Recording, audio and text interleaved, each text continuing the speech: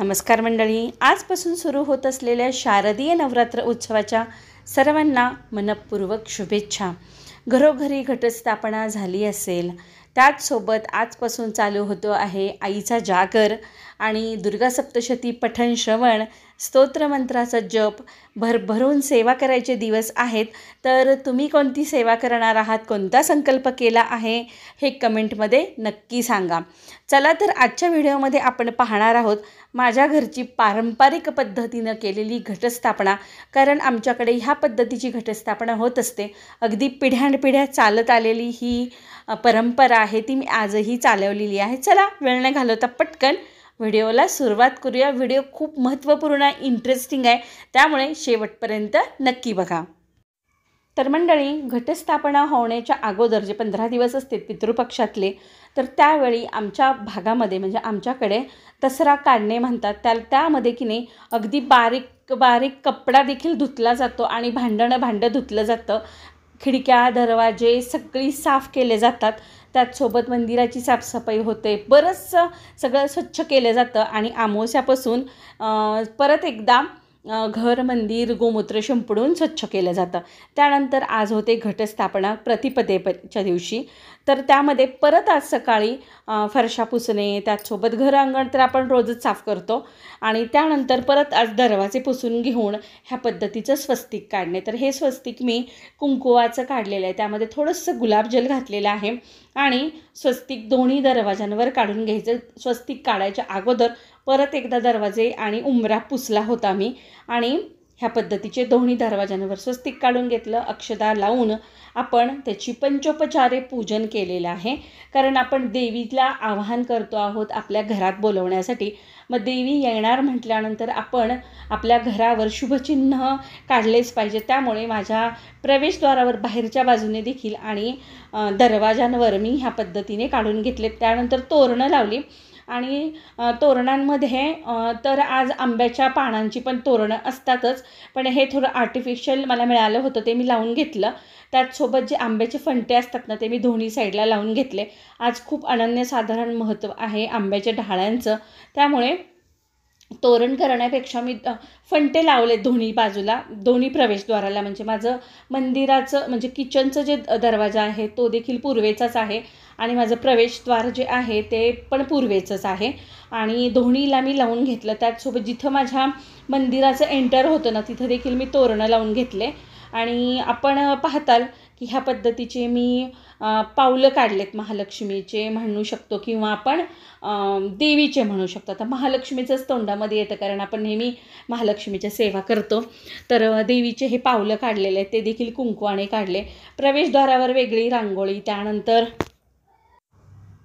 गेटच्या बाहेर वेगळी रांगोळी आणि तुळशी वृंदावनाजवळ वेगळी रांगोळी काढली आणि प्रवेशद्वाराचे तिथं लक्ष्मी पद्म गोपद्म, नंतर ह्या पद्धतीचे पावलं काढून घेतले। हे पावलं कुंकवाचे आहेत आणि आपण देवीला आवाहन करतो, देवी येते आज आपल्याकडे, म्हणून आज पहिला दिवस आहे, त्यामुळे देवीच्या स्वागतासाठी मी ही थोडीफार तयारी केलेली आहे।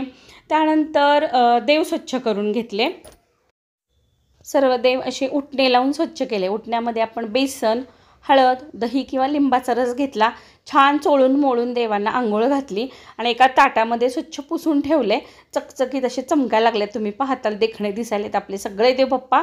आणि त्यानंतर परत एकदा आपल्याला देवांना पंचामृताचं स्नान घालायचं आहे, तोपर्यंत उंबरा पूजन करून घेतलं। तर उंबरा पूजनमध्ये हळदीचं लेपण, नंतर दोन्ही बाजूंनी कुबेर दिवे ठेवताना खाली पाण्याचा जोड ठेवायचा। आता मी या शंखचक्र दिवा लावलेला आहे थोडासा वेगळा म्हणून, आणि धूपदीप लावून घेतलं, छान रांगोळ्या काढून आपण हळदीचं लेपन करून उंबरा पूजन करून घेतलं। 9 दिवस आपण उंबरा पूजन करणार आहोत, कारण अनन्यसाधारण महत्त्व आहे हळदीच्या लेपनाचं देखील, त्यामुळे वेळात वेळ काढून ह्या सेवा 5-5 मिनटं लागतं, केले ना समाधान तर वाटतंच, त्यासोबत आपल्यावर देवीची कृपा राहते आणि सुंदर आध्यात्मिक असं वातावरण देखील घरामध्ये तयार होतं बरं का। आणि सुंदर असं छान आपलं उंबऱ्याचं हळदीचं लेपन झालेलं आहे आणि त्यानंतर सर्व देवांना त्यांच्या स्तोत्राचा अभिषेक करून घेतला, पंचामृताचा। जसं आपण आईसाहेबांना अन्नपूर्णा माताला श्रीसूक्त या स्तोत्राचा करतो, त्याच पद्धतीने गणपती बाप्पांना अथर्वशीर्ष, स्वामींना पुरुषसूक्त, नंतर श्रीकृष्ण भगवानांना पुरुषसूक्त, फलश्रुती, त्यासोबत श्री सुक्तम व्यंकटेश स्तोत्र हे देखील घेऊ शकतो. तर त्यातील मी आपल्या आईसाहेबांच्या टाकावरती श्री सुक्तमचा अभिषेक करून घेतला, फलश्रुतीचा देखील घेतला, त्याचसोबत 16 वेळेस नवारणव मंत्राचा देखील अभिषेक करून घेतला आणि सर्व देवदेवतांना पानावरती आज स्थापित केलेलं आहे. तर आज पानावरती स्थापित करण्याचं कारणही तसंच असतं. आज देवपूजा केल्यानंतर आमच्याकडे दसऱ्यापर्यंत देवपूजा केली जात नाही. आता आपण मार्गात आलेलो आहोत. दिंडोरी प्रणित स्वामी समर्थ सेवा मार्गामध्ये सांगतात की फक्त आईसाहेब घटी बसतात, म्हणजे आईसाहेबांचे फक्त घट बसतात, बाकी देवांची पूजा केली तर चालते. हे खरं आहे बरं का. पण आता काही गोष्टी ज्या आहेत परंपरागत चालत आलेल्या आहेत आणि आपल्या घरामध्ये जर मोठी माणसं असतील तर आपल्याला त्यांचं ऐकावंच लागतं आणि त्यांच्यासमोर मग आपल्या जे नियम आहेत नवीन काही तर त्या नियमांचं थोडंसं पालन करता येत नाही. त्यामुळे आमच्याकडे आता 9 दिवस देवबाप्पांची पूजा स्नान होणार नाही आहे. रोजच्या रोज घटाला पाणी घालणे, नंतर फुलं बदलणे, दिव्यामध्ये तेल घालणे, धूप दीप दाखवणे, नैवेद्य दाखवणे, आरत्या करणे, त्याचसोबत आपली काही सेवा असेल ती सेवा करणे, ह्या गोष्टी होतात. फक्त देव हलवायचे नाही आहेत इतकी आमच्याकडे प्रथा आहे आणि सर्व देवांना पानांवर स्थापित केलेलं आहे. आता आपण दिवा पूजन करणार, म्हणजे अखंड दिवा जो आपल्याला लावायचा आहे त्याचं आपण पूजन करणार आहोत. त्याच्या खाली आपल्याला अष्टदल कमल काढायचं आहे. तर ते अष्टदल कमल काढायच्या वेळेस आपले तांदूळ जे आहेत थोडेसे रंगून घेतले मी. तर ह्याला इतकी सोपी एक ट्रिक आहे बरं का. तर त्या एका कॅरीबॅगमध्ये थोडेसे तांदूळ घालून घेतले आणि त्यामध्ये आपल्या आवडीचा रंग घालून घ्यायचा आणि थोडंसं पाणी घालायचं. जर तुमचा रंग ओलसर असेल तर पाणी नाही घातलं तरी चालतं आणि छान असं चोळून घ्यायचं. पटकन 2 मिनटामध्ये असे 2 कलरचे तांदूळ तयार झाले. आपल्याला हवे ते वेगवेगळ्या रंगाचे आपण करू शकतो आणि खूप इझीमध्ये होतात आणि खूप छान दिसतं. रंगीबेरंगी तांदळाचं देखील अष्टदल कमल तुम्ही पाहताल. अगदी छान असे हिरव्या रंगाचे आणि थोडंसं केशरी रंगाचे माझे तांदूळ तयार झाले. मला लाल हवा होता पण चुकून तो केशरी आला. वेगवेगळ्या बॉटल्स आहेत ते एकाच ठिकाणी ठेवल्यामुळे 2 कलरचे हे तांदूळ तयार झालेले आहेत. तसं तर ही तयारी आपण कालही केली तरी चालत होती, पण वेळेअभावी राहून गेलं आणि अष्टदल कमल आपण काढून घेतलेलं आहे आणि आपण अखंड दिवा प्रज्वलित केलेला आहे त्यावरती ठेवून. आणि आपल्या देवदेवतांची पूजा तर झालेलीच आहे. सर्व देवांना आपण स्थापित केलं आहे पानांवर आणि अभिषेक तर झाले होते, पानांवर स्थापित केलं आणि नंतर आता आपल्याला घटाची तयारी करायची, म्हणजे घटस्थापनेची तयारी करायची आहे. तर घटस्थापनेसाठी माती आणून ठेवली होती कालच. त्याचसोबत धान्य काढून ठेवलं होतं. फक्त धान्य स्वच्छ धुवून घेतलं एकदा, भिजू घातलेलं नाही मी धान्य. तर ही आपले घट खूप छान येतात. तुम्ही पाहताल आता आपले दिवसेंदिवस घट कसे येतात ते. तर ह्या पद्धतीचं माझ्याकडे स्टँड आहे ज्याला माळ लावू शकतो आपण आणि माझ्या मंदिराची जी दुसरी पायरी आहे त्याच्या मेजरमेंटनुसार मी करून घेतलं आहे आणि पाट घातला आहे. पाटावरती लाल रंगाचा कपडा घातला आहे आणि त्यावरती मी ताट ठेवलं. ताटावरती आपण पत्रावळी ठेवलेली आहे.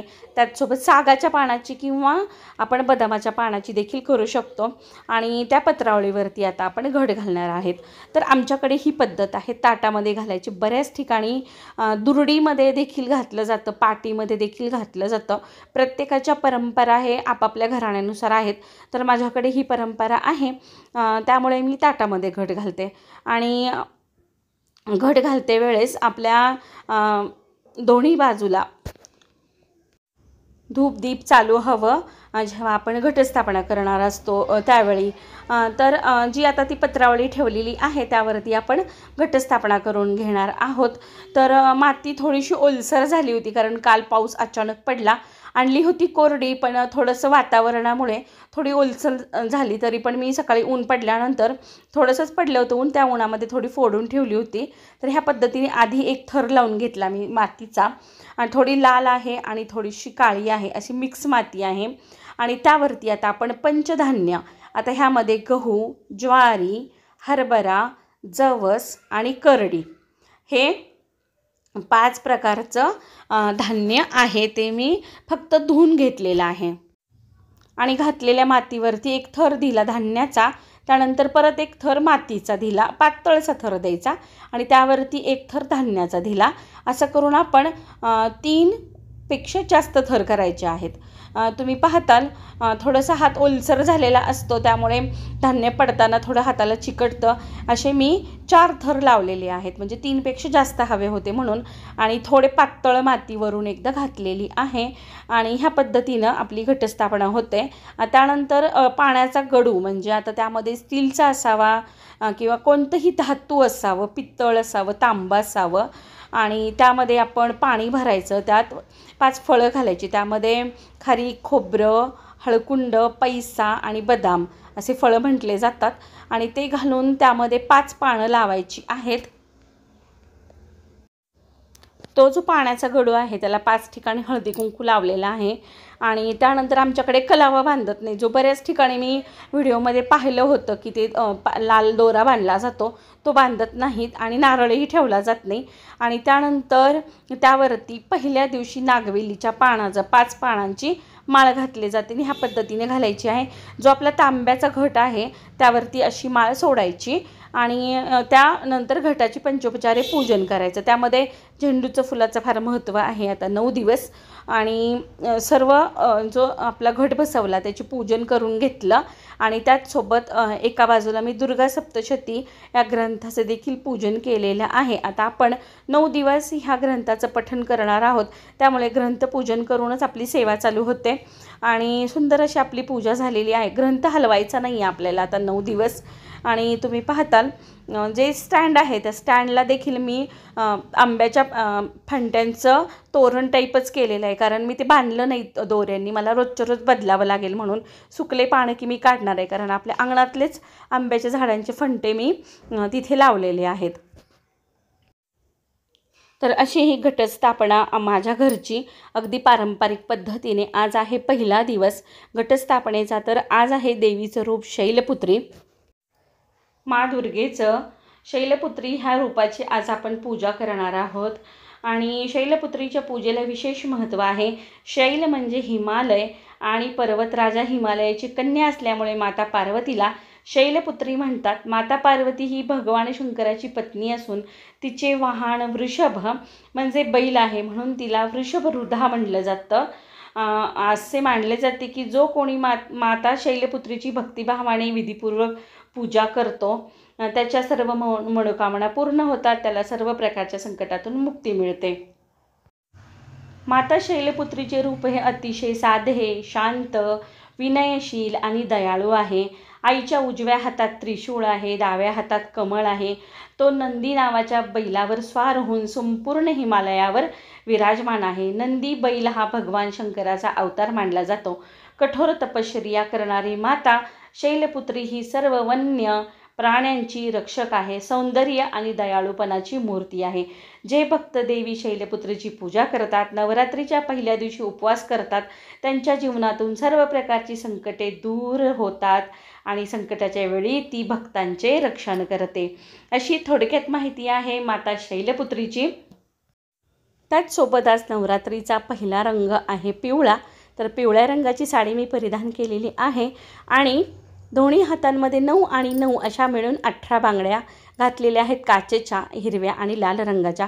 ज्यांना सहज शक्य होत असेल त्यांनी करावं, नाही शक्य होत असेल फक्त मनोभावे पूजा केली, प्रार्थना केली देवीची, तरीही देवीची कृपा दृष्टी आपल्यावर राहते। आणि सर्व पूजा झाल्यानंतर नैवेद्य दाखवून घेतलेला आहे। त्यामध्ये आहे आज भगरीची दशमी, भाजी, काकडी आणि ताक। रताळ्याची खीर केली होती पण ती ठेवायची राहून गेली, आणि असा हा नैवेद्य दाखवून घेतला। आरत्या केल्या, तर आरत्यांमध्ये देवीची आपण रोज आरती करतोच, पण त्यामध्ये प्रामुख्याने करायची आरती म्हणजे घटस्थापनेची जी आरती आहे, अश्विन शुद्ध पक्षी अंबा बैसली सिंहासनी हो, ही आरती 9 दिवस घ्यायची आहे, कारण त्यामध्ये 9 माळेचं महत्त्व आहे।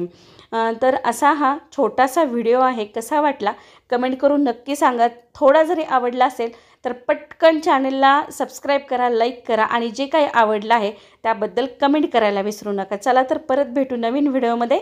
श्री स्वामी समर्थ।